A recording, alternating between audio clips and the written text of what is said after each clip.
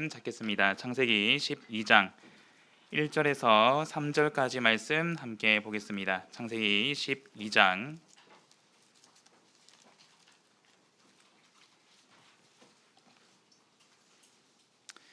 1절에서 3절 말씀입니다.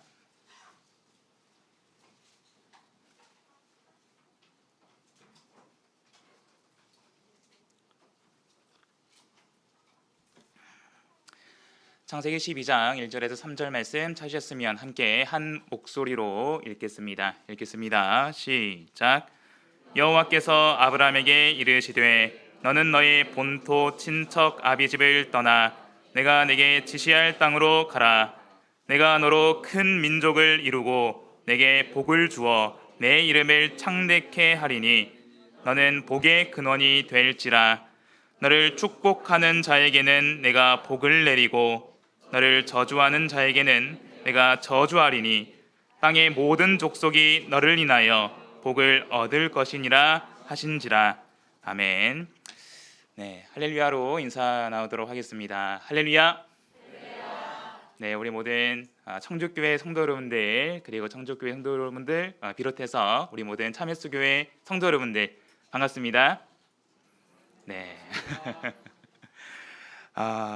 참 감사드립니다. 하나님께 감사드리고요. 우리 모든 성도 여러분들께 감사드립니다. 처음 이제 공문을 통해서 첫 영은혜 강사로 청주교회이다라는 것을 확인했을 때 참 여러 가지 마음이 들었습니다. 긴장도 되고요. 또 설레기도 하고 기대도 되고 떨리기도 하고 참 여러 마음이 들었습니다. 돌이켜보면 제가 대만에서 신학 생활을 하는 가운데 방학에는 한국에 돌아와서 이렇게 실습을 했습니다. 그때 연고지 배치로 1학년 때는 부산교회에서 실습을 했고요. 그 다음에 실습한 곳이 청주교회더라고요. 그리고 또 감사하게도 마지막 실습을 했던 장소도 역시 청주교회였습니다. 자, 그런데 어느덧 시간이 지나서 이제 목회자로서 영은의 강사로 다시 청주교회에 오게 되었습니다. 그 모든 하나님의 인도하심에 감사드리고요. 오늘부터 시작되는 모든 영은의 기간 가운데 하나님의 말씀으로 정말 충만한 은혜 나누는 그런 귀한 시간 되기를 간절히 소망합니다. 이번 영은의 주제가 어떻게 됐었죠? 우리 한번 다시 읽어볼까요? 읽겠습니다. 시작. 내가 여기 있나이다. 네, 앞서 우리 세아 목자님께서 말씀해 주신 것처럼 이것은 하나님의 부르심에 이사야 선지자가 응답한 내용입니다. 이번 영은회를 준비를 하면서 우리 성도님들과 어떤 주제로 말씀을 나눌까 기도하는 가운데 많이 고민했습니다. 그 가운데 이 말씀이 딱 떠오르더라고요. 우리 성도 여러분들이 성경에서 이 말씀 내가 여기 있나이다 라는 이 글귀를 찾아보시면은 대개 이러한 상황에서 나오는 것을 볼 수 있습니다. 하나님께서 한 사람을 부르시고요. 그 사람이 하나님께 응답할 때 말합니다. 내가 여기 있나이다. 그래서 특별히 이번 영은의 기간 가운데 이 주제를 통해서 하나님의 부르심을 함께 상고해 보고자 합니다. 하나님은 어떤 사람을 부르실까요? 또 하나님은 그 사람을 왜 부르실까요? 그리고 그 사람은 하나님 앞에서 어떻게 응답했을까요? 바라옵기는 이 시간, 이 말씀들을 통해서 나를 향한 하나님의 부르심을 발견하는 그런 귀한 시간 되기를 소망합니다. 네, 이 시간 첫 시간입니다. 첫 시간 우리가 함께 나눌 말씀은 창세기 12장의 말씀입니다. 창세기 12장에서 하나님께서 한 사람을 부르십니다. 그 사람이 누구일까요? 네, 아브라함이죠. 아브라함 하면은 어떤 수식어가 떠오르십니까? 네, 믿음의 조상. 네, 표현부터도 굉장하지 않습니까? 믿음의 조상이래요. 자, 그런데 사실 우리가 창세기 12장부터 아브라함의 믿음의 여정을 한 걸음 한 걸음 따라가다 보면은 왠지 이 믿음의 조상이라는 표현답지 않은 그런 모습들을 발견할 수 있습니다. 그래서 실제로 아브라함이 처음부터 믿음의 조상이었던 것은 아니죠. 그 믿음이 처음부터 완전했던 것은 아닙니다. 하지만 하나님의 은혜의 부르심을 따라 말씀을 좇아 한 걸음 한 걸음 나아갈 때에 그 믿음이 비로소 완성되는 것을 볼 수 있습니다. 특별히 오늘 우리가 함께 나눌 창세기 12장은 하나님께서 아브라함을 부르시는 장면입니다. 이 말씀을 통해서 하나님이 부르신 아브라함은 어떤 사람인지, 왜 아브라함을 부르셨는지 함께 교훈을 상고해 보도록 하겠습니다. 자, 가장 먼저 하나님은 누구를 부르셨습니까? 우리 1절 말씀 제가 읽도록 하겠습니다. 여호와께서 아브라함에게 이르시되. 자, 오늘 본문에서 여호와 하나님께서 아브라함을 부르십니다. 자, 그런데 아브라함은 어떤 사람이었습니까? 우리가 앞선 창세기 11장 26절 이하의 내용을 보시면은 아브라함의 그런 가정 상황을 볼 수 있습니다. 창세기 11장 26절을 보시면 데라는 70세에 아브람과 나홀과 하란을 낳았더라 라고 말하고 있습니다. 자, 그러면 아브라함의 아버지는 누구입니까? 데라이죠. 자, 그렇다면 아브라함의 가족, 즉 데라의 가족들이 머물렀던 본토, 고향은 어디였을까요? 우리 창세기 11장 28절을 보겠습니다.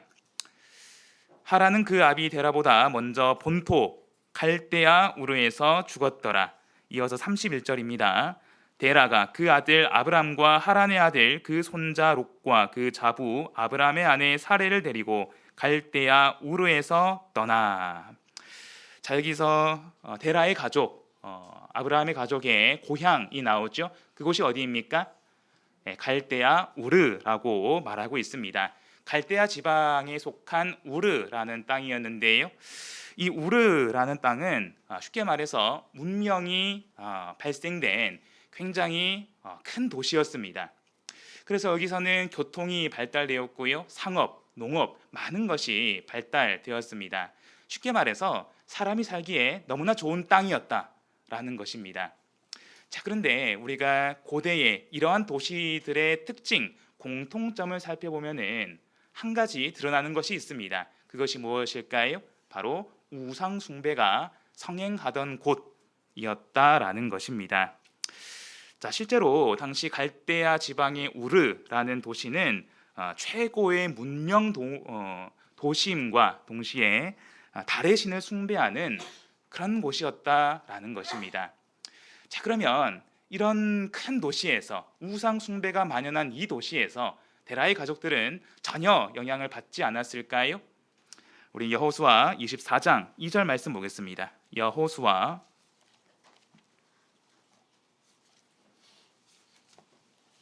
24장 2절 말씀입니다.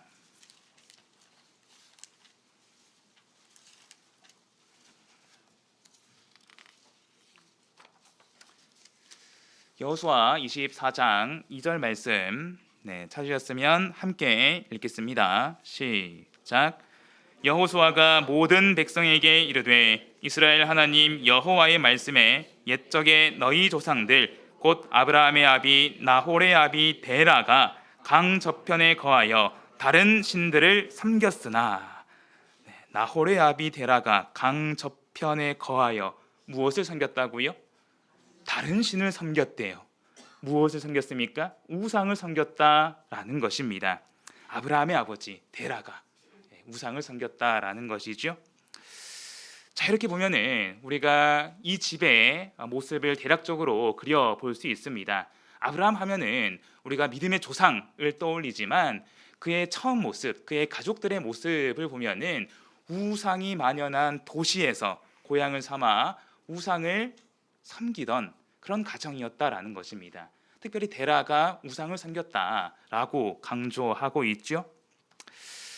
자, 그런데 우리가 오늘 본문 창세기 11장 후반 내용을 보시면 데라가 갑자기 가족들을 데리고 가나안 땅으로 가고자 합니다. 창세기 11장 31절을 보시면요. 데라가 그 아들 아브람과 하란의 아들 그 손자 롯과 그 자부 아브람의 아내 사레를 데리고 갈대아 우르에서 떠나 가나안 땅으로 가고자 하더니 라고 말하고 있죠. 자, 데라가 지금 고향을 떠납니다. 우르를 떠나고 있어요. 그리고 어디로 향합니까? 가나안 땅으로 가고 있습니다. 가나안 땅은 하나님이 지시하는 땅이죠. 그러면 데라가 하나님의 부르심을 받은 것일까요? 그것이 아니다라는 것입니다. 그래서 다시 여호수아 24장 3절을 보시면 성경은 말하고 있습니다. 내가 너희 조상 아브라함을 강 저편에서 이끌어내어 가나안으로 인도하여 라고 말하고 있죠. 내가 하나님께서 너희 조상 누구를 이끌어냈다고요? 아브라함을. 같은 맥락으로 사도행전 7장 2절과 3절 스데반의 설교를 보시면 또한 말하고 있습니다. 우리 조상 아브라함이 하란에 있기 전 메소포다미아에 있을 때에 영광의 하나님이 그에게 보여 가라사대 내 고향과 친척을 떠나 내가 내게 보일 땅으로 가라 하시니. 하나님이 부르신 주체는 누구입니까? 아브라함입니다. 그래서 창세기 11장 31절에서 데라가 가족들을 데리고 갔다라는 것은 그가 그 집안의 가장이었기 때문에 이렇게 표현한다라는 거예요. 실제로 이 여정, 가나안 여정을 주도한 것은 아브라함이었습니다. 자, 그래서 지금 아브라함이 하나님의 택하심, 하나님의 부르심을 따라서 갈대아 우르를 떠나 가나안으로 향하더라라는 것이죠. 그런데 이제 중간에 어떠한 장소에서 머물게 됩니다. 그 도시가 어디일까요? 창세기 11장 31절 마지막을 보시면 하란에 이르러 거기 거하였으며 라고 말하고 있습니다. 여기서 나오는 하란 역시 메소포타미아에 속한 도시입니다. 우르와 마찬가지로 굉장히 번성한 도시였고요. 마찬가지로 달의 신을 섬기는 우상 숭배가 만연한 그런 도시였습니다. 자, 지금 그곳에서 언제까지 머물렀을까요? 32절 말씀을 보시면 31절과 32절 말씀을 함께 보시면 데라는 205세를 향수하고 하란에서 죽었더라. 데라가 죽기까지 하란에서 이 땅에 머물렀다라는 것입니다. 자, 이렇게 보면은 하나님께서 부르신 아브람, 특별히 이 가정이 어떻게 보이십니까? 갈대아 우르, 하란에 머물렀습니다. 우상 숭배가 만연한 도시였죠. 그리고 그의 아버지 데라는 다른 신들을 우상을 섬기는 그런 사람이었습니다. 그의 아들이 아브라함이었다라는 것이죠. 비록 하나님의 부르심을 따라 가나안으로 향하지만 하란을 거쳐 바로 가지 않습니다. 하란에서 머물렀더라라는 것이죠. 가나안 여정이 지체되고 있습니다. 자, 이 가운데서 이제 오늘 본문이 시작이 되는 거죠. 여호와께서 아브라함에게 이르십니다. 아브라함을 부르시고 말씀하셨다라는 것입니다. 자, 그러면 여기서 우리가 한 가지 생각해 볼 수 있습니다. 아브라함이 하나님의 부르심을 받은 것은 아브라함의 의, 아브라함의 믿음, 아브라함의 행실 때문이었을까요? 아브라함이 아주 착하게 살아서, 아브라함이 믿음이 아주 좋아서, 혹은 아브라함이 돈이 많아서, 대단해서, 능력이 뛰어나서 그래서 하나님의 부르심을 받은 걸까요? 아닙니다. 성경은 단지 말하고 있습니다. 여호와께서 아브라함에게 이르시되, 하나님께서 아브라함을 부르셨습니다. 아브라함이 어떤 사람인 것을 떠나서 그의 아버지가 우상을 섬기든지 그가 우르에 거하든지 관계없이 하나님께서 아브라함을 부르셨다라는 것입니다. 우리는 이것을 어떤 단어로 말할 수 있을까요? 은으로 시작하고 해로 마칩니다. 은혜라고 부를 수 있죠. 하나님은 은혜로 아브라함을 부르십니다. 아브라함이 잘나서가 아니라, 아브라함이 대단해서가 아니라 하나님의 기쁘신 뜻을 따라 은혜로 아브라함을 부르셨다라는 것입니다. 그래서 세상에서 마치 이방인처럼 지내던 아브라함이 하나님의 은혜로 가나안 땅, 즉 하나님이 예비하신 하나님의 나라로 나아갈 수 있게 되었다라는 것입니다. 오늘날 우리가 이렇게 함께 모여서, 특별히 참교회의 성도로 모여서 함께 말씀 나누고 교제 나누고 신앙생활 할 수 있는 것은 누구로 인함일까요? 하나님의 은혜로 인함이다라는 것입니다. 내가 어떠한 사람이라서가 아니라, 내가 능력이 뛰어나서가 아니라, 내가 믿음이 아주 좋아서가 아니라, 그 시작은 반드시 하나님의 은혜로부터라는 것입니다. 자, 하나님의 은혜를 받기 전에 우리는 원래 어떤 모습이었을까요? 우리 예배소서 2장 2절과 3절 말씀 보겠습니다. 예배소서 2장 2절과 3절 말씀입니다.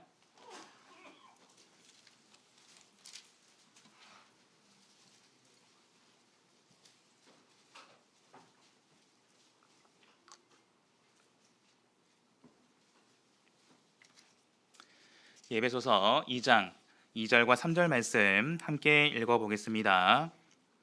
네, 예배소서 2장 2절에서는 우리가 하나님의 은혜를 받기 전 허물과 죄로 죽어 있었던 우리 모습을 말하고 있습니다. 함께 읽겠습니다. 시작. 그때에 너희가 그 가운데서 행하여 이 세상 풍속을 좇고 공중의 권세 잡은 자를 따랐으니 곧 지금 불순종의 아들들 가운데서 역사하는 영이라. 전에는 우리도 다 그 가운데서 우리 육체의 욕심을 따라 지내며 육체와 마음에 원하는 것을 하여 다른 이들과 같이 본질상 진노의 자녀이었더라. 자, 이게 원래 우리 모습이었다라는 것입니다. 우리는 본래 사단의 권세 아래서 이 세상 풍속을 좇고 내 욕심을 따라 행하던 하나님의 진노를 받을 수밖에 없는 본질상 진노의 자녀였다라는 거죠. 그런 우리가 어떻게 지금 이 자리에 있을 수 있을까요? 누구로 인함입니까? 네, 4절 함께 읽겠습니다. 4절 5절입니다. 시작. 긍휼에 풍성하신 하나님이 우리를 사랑하신 그 큰 사랑을 인하여 허물로 죽은 우리를 그리스도와 함께 살리셨고 너희가 은혜로 구원을 얻은 것이라. 우리가 무엇으로 구원을 얻었다고요? 은혜로. 예수 그리스도의 십자가 보혈로 말미암아, 선적으로 하나님의 은혜로 말미암아 우리가 구원을 얻었다라는 것입니다. 그 은혜로 우리가 이 자리에 모여서 교회의 성도가 될 수 있었다라는 것입니다. 그래서 로마서 1장을 보면은 사도 바울은 성도들을 향해서 이렇게 표현합니다. 우리 로마서 1장 6절과 7절 말씀 보겠습니다. 로마서 1장 6절과 7절 말씀입니다.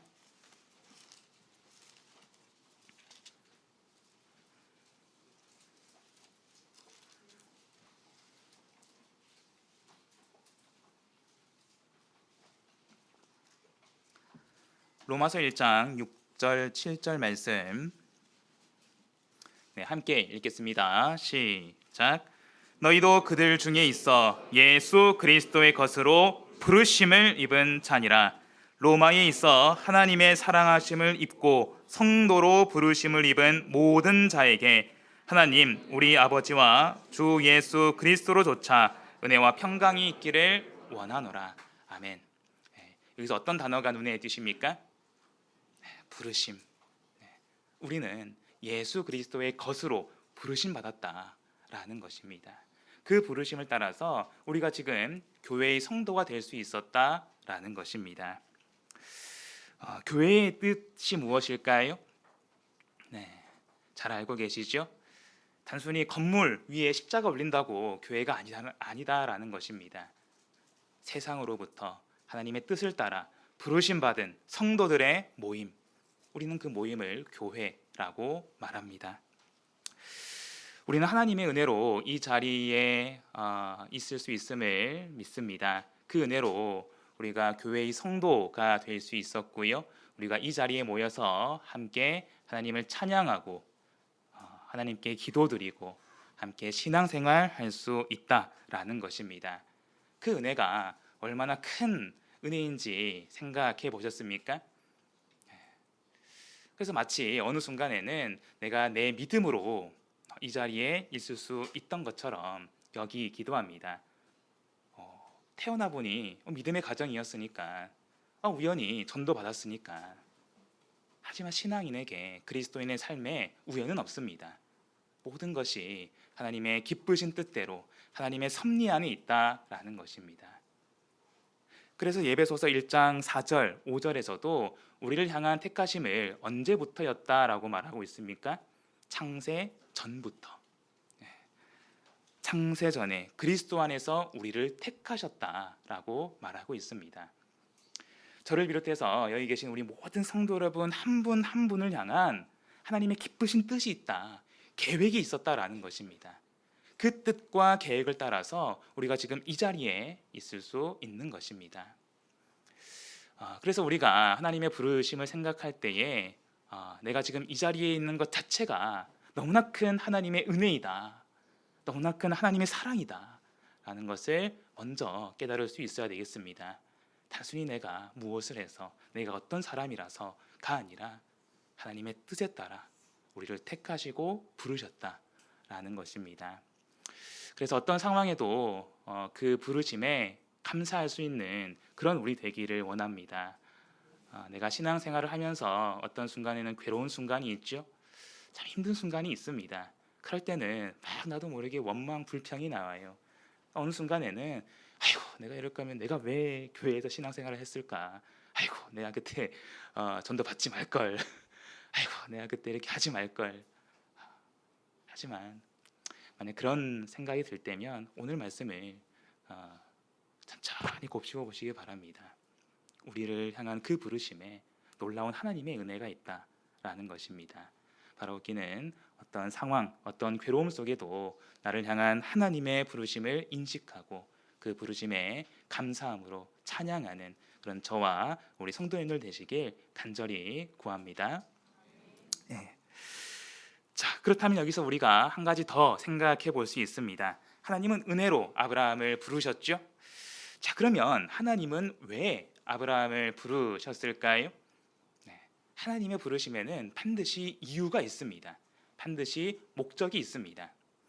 우리 성도 여러분들, 가족들을 부를 때 왜 부르십니까? 네, 아마 누나나 형, 형제나 남매 관계가 있는 성도분들은 공감하실 텐데요. 제가 어렸을 때 이제 거실에 있었습니다. 누나가 이제 방에서 저를 다급하게 불러요. 네. 호민아, 호민아. 뭐 급한 일 있는 것처럼 불러요. 깜짝 놀라서 달려갔죠. 네. 그래서 문을 탁 열었더니 누나가 이불을 탁 덮고 뭐라고 말했을 거예요? 불 좀 꺼줘. 네. 공감하시나요? 꼭 그래요, 그죠? 왜 누나는 그런지 모르겠습니다. 그런데 우리가 생각을 해보면 모든 부르심에는 반드시 이유가 있다라는 것입니다. 하나님이 그냥 부르시지 않았다라는 거예요. 아브라함을 불러놓고 그냥 불러봤어 하지 않았다라는 것입니다. 그러면 하나님은 왜 아브라함을 부르셨을까요? 그 이유, 그 목적이 무엇이었을까요? 우리 본문 2절과 3절 말씀 함께 보겠습니다. 창세기 12장 2절과 3절 말씀입니다.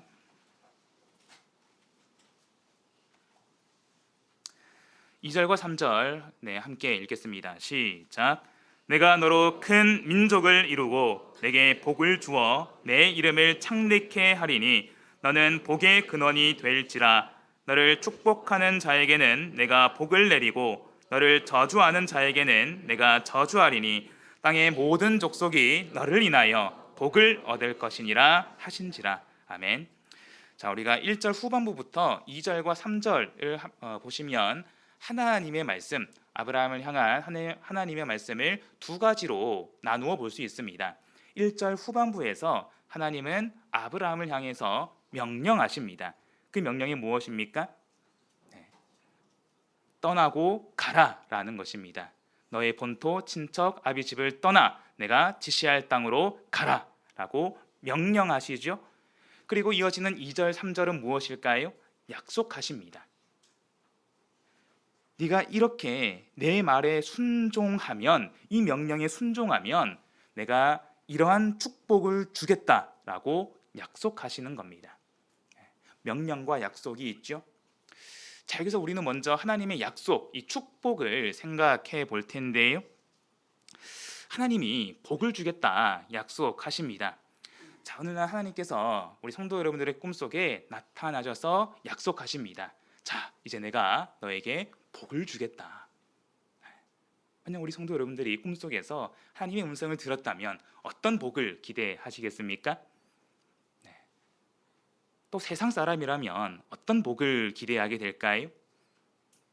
일반적으로 더 좋은 것, 내가 평소에 가지고 싶었던 것, 누리고 싶었던 것 막 생각이 나겠죠? 그러면 하나님께서 아브라함에게 약속하신 이 복은 무엇일까요? 2절을 보시면 크게 세 가지를 말씀하고 있습니다. 내가 너로 큰 민족을 이루게 하겠다. 내 이름을 창대케 하겠다. 그리고 무엇입니까? 너는 복의 근원이 될지라. 복의 근원이 될지라. 그런데 만약에 우리 성도 여러분들이 아브라함이라면 이런 하나님의 약속을 듣고 용감하게 떠날 수 있으시겠습니까? 너는 복의 근원이 될 것이다. 이 말씀을 들었습니다. 자, 그러면 만약 내가 아브라함이라면 내가 그동안 평생을 살아왔던 그 익숙한 땅에서, 그 너무나 먹고 살기 좋은 그 땅에서 떠나 오직 말씀을 조차 어딘지도 모르는,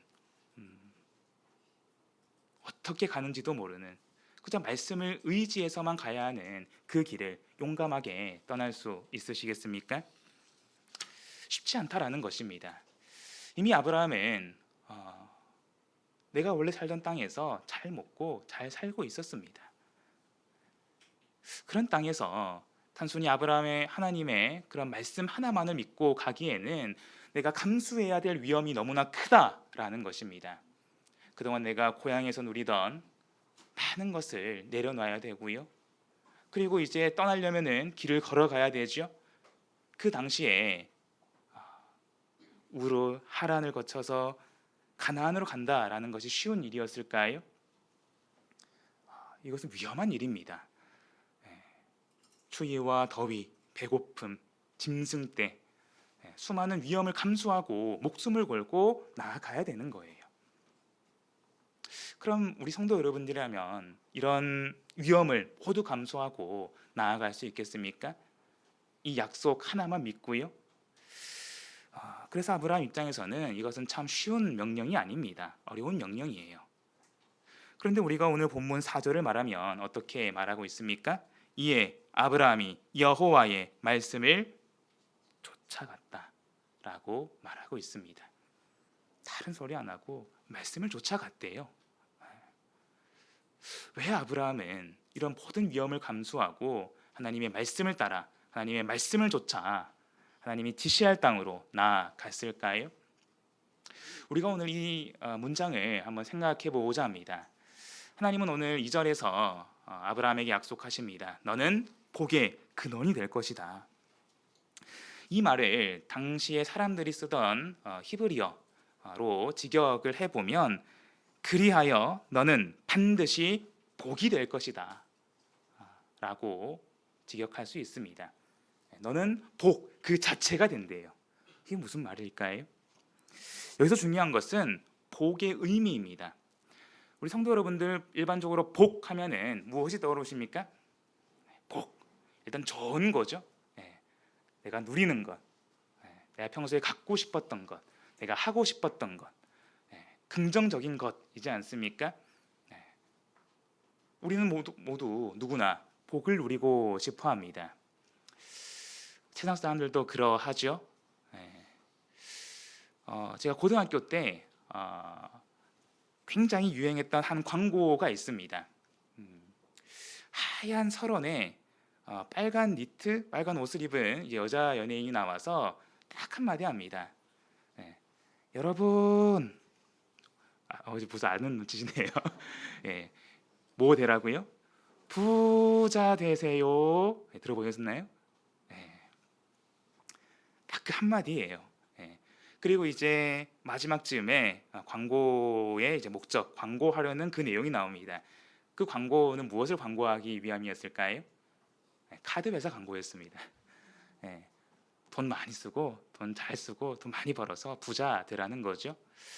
여기서 세상의 가치관을 우리가 엿볼 수 있습니다. 사실 세상 사람들의 그런 복 하면은 보통 많이 떠오르는 것은 돈이지 않습니까? 돈 많이 버는 것, 돈 많이 벌어서 좋은 집 사고 좋은 것 누리고 좋은 삶을 사는 것, 그게 좋은 거예요, 세상 사람들에게는. 그럼 우리 신앙인에게는 어떨까요? 우리 성도 여러분들이 기대하시는, 갈망하는 복은 어떤 것입니까? 그런데 사실 이 복의 이 원 의미를 알면은 조금 우리가 생각했던 것과는 다르다라는 것입니다. 사실 이 복이라는 단어의 원뜻을 찾아보면은 그 원형은 무릎을 꿇는 것입니다. 무릎을 꿇는 거라고요? 좋은 거를 기대했는데 내가 무릎을 꿇는 게 복이래요. 여러분 동의할 수 있습니까? 돈 많이 벌고 좋은 집 사고 좋은 거 많이 누리고 싶은데 하나님이 내게 약속하시는 복은 무릎을 꿇는 거래요. 이게 무슨 말일까요? 히브리어 당시 쓰는 언어에서 복을 준다라는 이 원뜻은 무릎을 꿇다에서 파생이 된 뜻입니다. 그래서 무릎을 꿇다 이 단어로부터 시작해서 축복하다, 복을 주다, 찬양하다라는 뜻이 나오게 됩니다. 자, 그래서 당시 히브리인의 관념 속의 축복이라는 것은 무엇을 받는가가 관건이 아닙니다. 어떤 자세로 받을 것인가, 어떤 자세로 받을 것인가. 성도 여러분들, 누구에게 무릎을 꿇습니까? 일반적으로 약한 사람이 강한 사람 앞에서 무릎을 꿇지 않습니까? 그래서 무릎을 꿇는다라는 것은 두 상대의 관계를 나타냅니다. 한쪽은 약한 쪽, 한쪽은 힘이 없고, 한쪽은 강한, 한쪽은 힘이 있는 쪽이라는 거죠. 그래서 여기서 우리가 복을 이야기할 때 우리가 주목해야 되는 것은 누가 누구에게 무릎을 꿇느냐, 두 대상의 관계가 무엇이냐라는 것입니다. 하나님은 아브라함에게 복을 약속하십니다. 근데 그 복이 뭐라고요? 무릎을 꿇는 것. 그러면 누가 누구에게 무릎을 꿇을까요? 우리 시편 95편 6절 말씀 함께 보겠습니다. 시편 95편 6절 말씀입니다.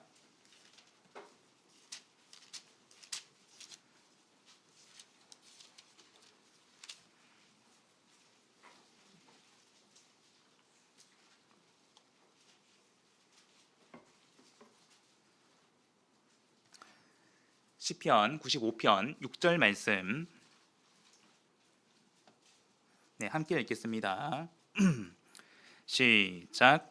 오라 우리가 굽혀 경배하며 우리를 지으신 여호와 앞에 무릎을 꿇자. 아멘. 6절의 마지막을 보시면 무릎을 꿇자라고 나오죠. 여기서 우리가 본문 창세기 12장 2절에서 나오는 복을 주다라는 단어와 같은 단어입니다. 원어로 보면요. 자, 근데 중요한 것은 우리가 누구에게 무릎을 꿇자고요? 여호와 앞에, 하나님 앞에 무릎을 꿇자라는 겁니다. 왜 우리가 하나님 앞에 무릎을 꿇어야 합니까? 여호와, 그 앞에 어떤 수식어가 있나요? 우리를 지으신. 우리 성도 여러분들이 생각하시는 여호와 하나님은 어떤 분이십니까? 사실 우리가 가장 대표적으로 알고 있는 구절이 있죠. 창세기 1장 1절 뭐라고 말하고 있습니까? 태초에 하나님이 천지를 창조하시니라. 하나님은 천지 만물을 지으신 창조주이죠. 그리고 또 누구를 지으셨습니까? 우리를 지으신, 우리 모든 사람을 지으신 유일하신 전능하신 창조주 하나님이라는 것입니다. 그런 하나님이 이 세상 만물을 지으시고요, 그리고 우리 사람을 지으셨습니다. 우리는 하나님의 피조물이다라는 것이죠. 그래서 피조물과 창조주의 관계는 아주 명확합니다. 이 세상에서는 마치 사람이 가장 높은 곳에 있는 것처럼 그렇게 말하지만, 세상의 중심인 것처럼 말하지만, 사실 사람의 위에 비교할 수 없을 정도로 가장 높은 곳에 누가 있다라는 것입니까? 하나님이 계시다라는 거예요. 그래서 우리 사람과 하나님의 관계는 명확합니다. 우리는 그분의 피조물이고요, 우리 경배의 대상, 우리가 섬겨야 되는 대상이다라는 것입니다. 그래서 우리가 하나님께서 아브라함에게 약속하신 복, 우리에게 약속하시는 복을 이러한 관점에서 한번 생각해 볼 수 있습니다. 단순히 하나님께서 우리에게 이런 걸 주겠다, 저런 걸 주겠다, 이전에 우리가 어떤 자세로 복을 받아야 합니까? 무릎을 꿇고 피조물의 자세로, 경배자의 자세로 하나님의 복을 받아야 된다. 나와 하나님의 바른 관계를 이루어야 된다라는 것입니다. 자, 그래서 우리가 이 단어를 창세기 1장부터 사실 발견할 수 있습니다. 우리 창세기 1장 22절 말씀 보겠습니다. 창세기 1장 22절입니다.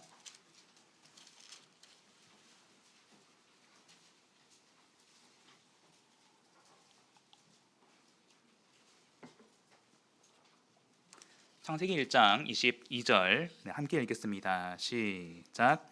하나님이 그들에게 복을 주어 가라사대 생육하고 번성하여 여러 바다물에 충만하라 새들도 땅에 번성하라 하시니라.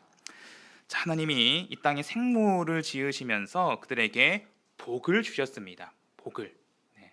그리고 말씀하시죠. 생육하고 번성하라, 충만하라 말씀하십니다. 그래서 하나님의 복이죠.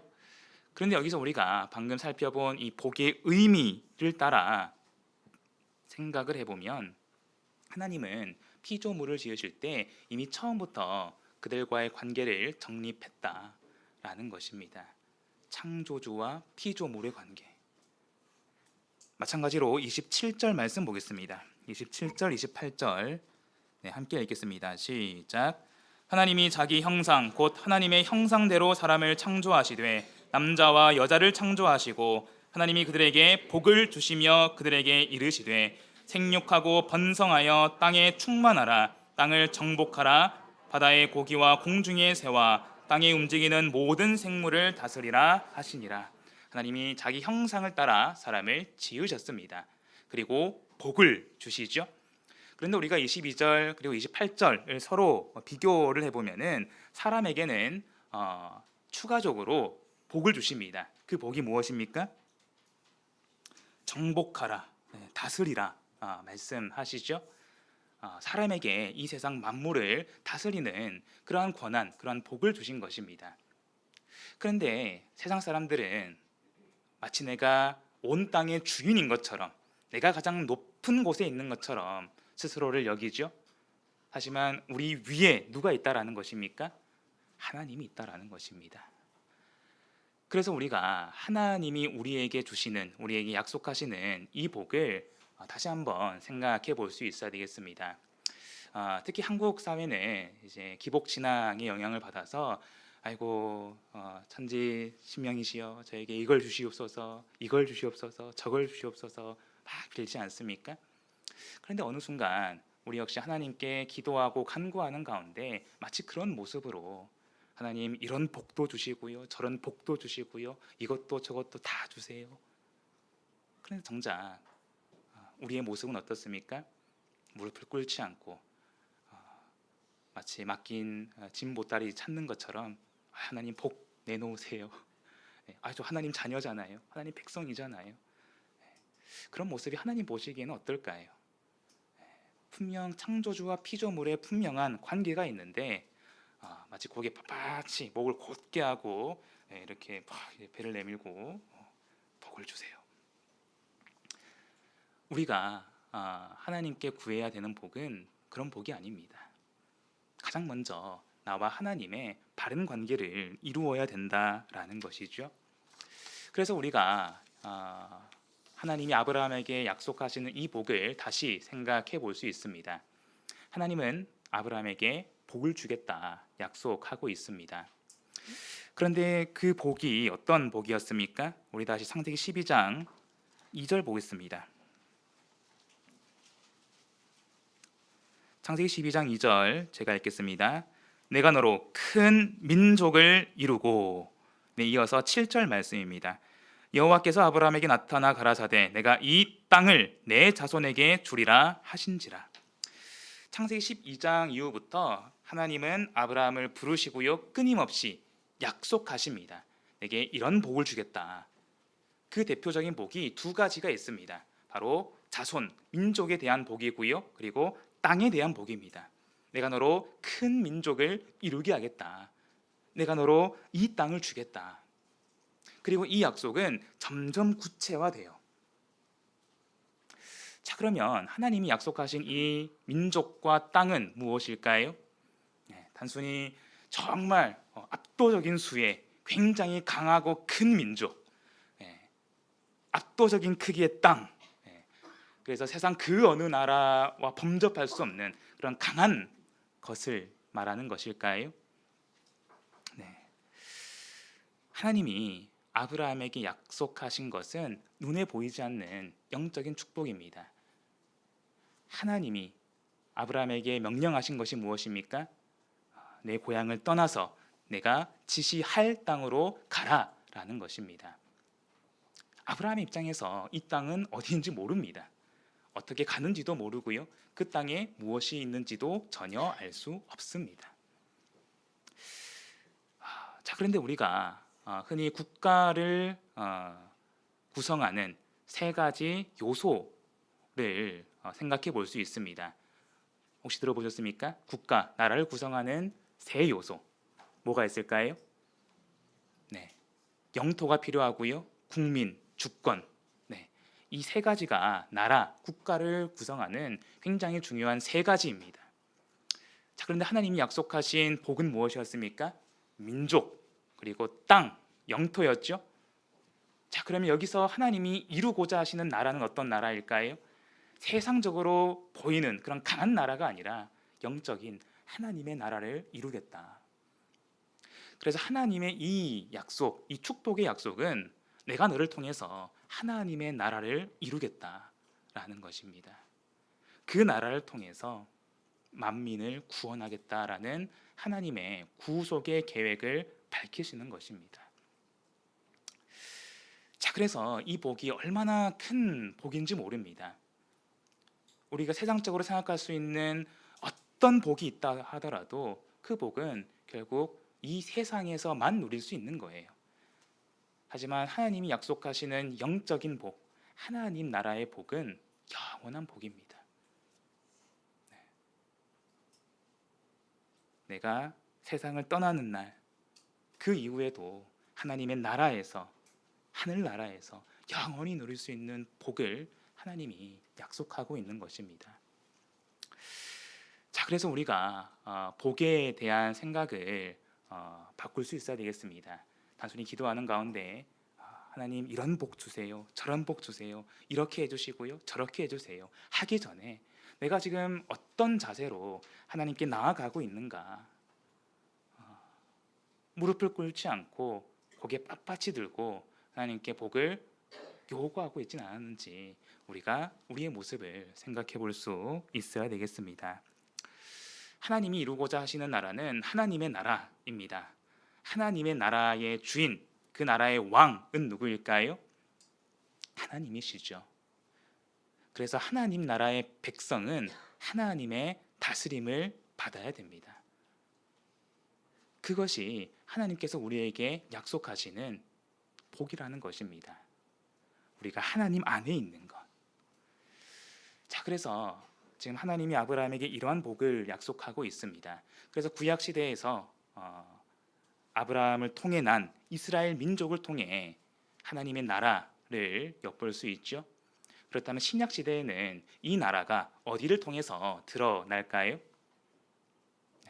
하나님께서 부르신 성도들의 모임, 어디입니까? 교회를 통해서. 예수님이 피로 사시고 성령으로 세우신 참교회, 그 교회를 통해서 하나님의 나라가 드러난다라는 것입니다. 하나님께서는 아브라함에게 말씀하십니다. 너는 복의 근원이 될지라. 저는 오늘 이 자리에 모이신 우리 모든 성도 여러분들이 이미 이런 하나님의 복을 누리고 있다라고 믿습니다. 우리 성도 여러분들은 그렇게 믿고 계십니까? 정말 그렇게 믿으시나요? 네. 내가 그 복을 믿고 온전히 누리기를 원합니다. 나는 하나님 나라의 백성이다. 나는 하나님의 다스림을 받고 있다. 그래서 신명기 33장 29절에서도 모세가 이스라엘 백성들을 향해서 어떻게 말합니까? 이스라엘이여 너는 행복자로다.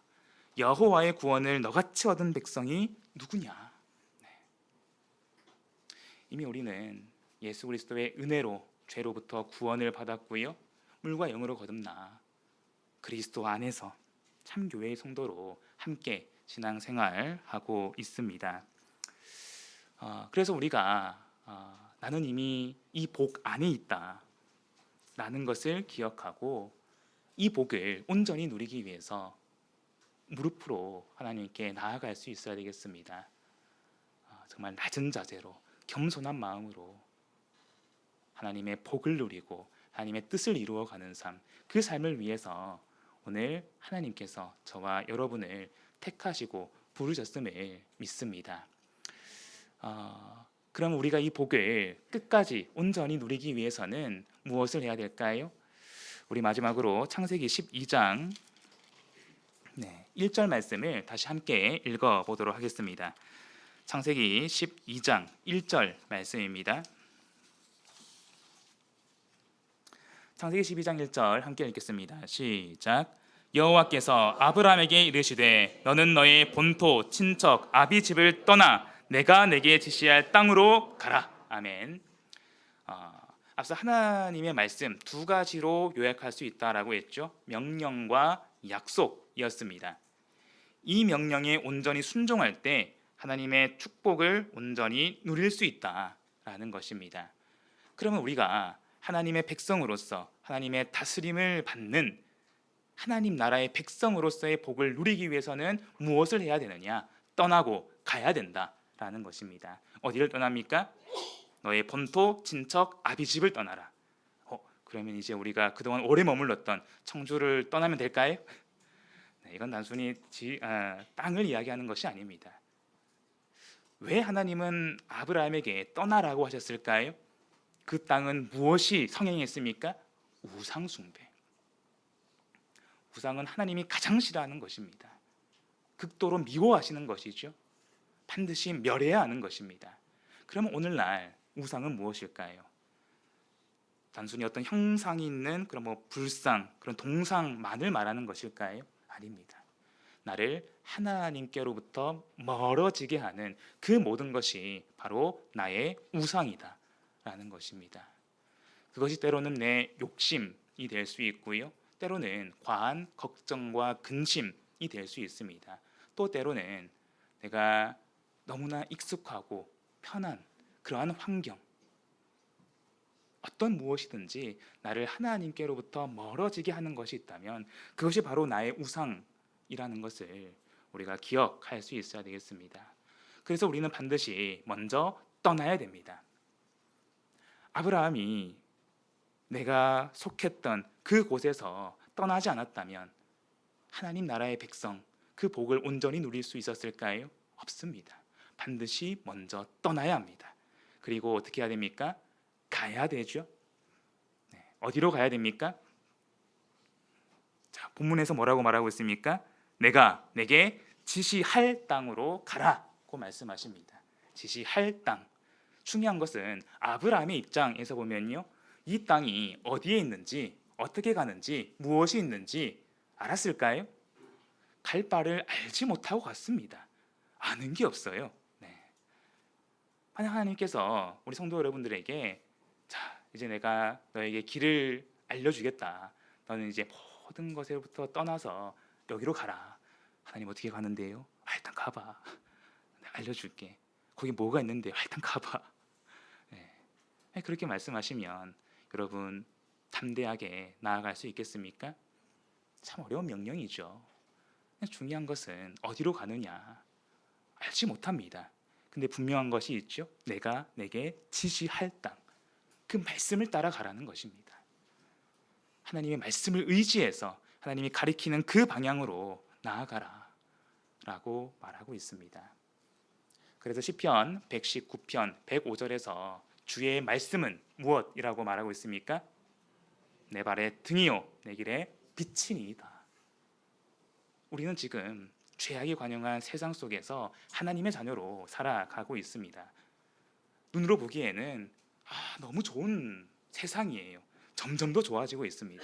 근데 영적으로 보면요, 점점 어두워지고 있고요, 점점 멸망을 향해서 나아가고 있습니다. 그런 세상에서 우리의 발걸음을 이끄는 단 한 가지가 무엇입니까? 바로 하나님의 말씀이다 라는 것입니다. 바라옵기는 오늘 이 말씀을 돌아보면서 정말 나는 하나님의 큰 은혜를 따라 부르심을 받은 하나님의 백성이다 라는 것을 다시 한번 마음에 새기는 시간 되기를 소망합니다. 하나님은 은혜로 우리를 부르셨고요, 이제 말씀으로 우리의 모든 길을 인도하고 계십니다. 그리고 그 모든 여정과 그 길의 끝에는 하나님이 우리에게 허락하신 가장 큰 복, 하나님 나라의 백성으로서의 복을 예비해 주셨음을 믿습니다. 바로 기는 하나님의 말씀을 따라 하나님의 복을 온전히 누리시는 복의 근원으로서 복된 삶을 사시는 그런 저와 우리 모든 성도 여러분 되시길 이 시간 예수 그리스도 이름으로 간절히 축원드립니다. 잠시 묵도하겠습니다.